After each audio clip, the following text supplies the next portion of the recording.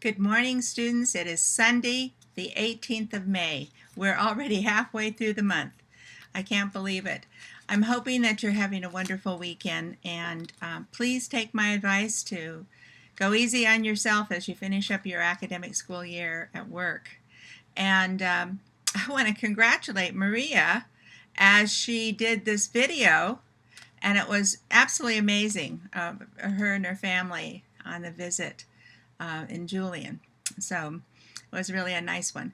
As we start, next weekend is Memorial Day, and I expect that all of you are going to need a rest. So I'm just not going to really worry too much about your Memorial Day, just to say to you, have a little rest, okay? I'm not going to have any big assignments due or anything really that you have to worry about. So just focus on relaxing and enjoying the weather and whatever you plan to do that day. All right, this week we had just a really interesting day yesterday. I have to tell you what. The administrative symposium for our administrative cohorts was yesterday at Concordia, and Stedman Graham, who is the significant other to Oprah Winfrey, was there, and he talks about 9 leadership principles, which are so interesting because they do overlap with the Leadership Challenge textbook. So I want you to think about that. That's really interesting.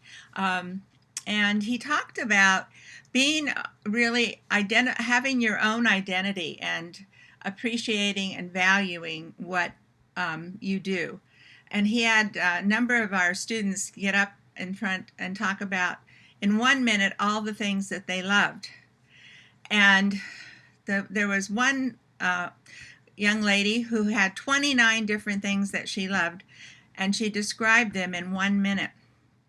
And it was really neat to hear that and to realize that you have to really enjoy what you're doing, your family, your friends, and so forth, and keep all of that in perspective. And that is a part of your identity in leadership. So I kept asking somebody that was sitting next to me, "Where's Oprah?"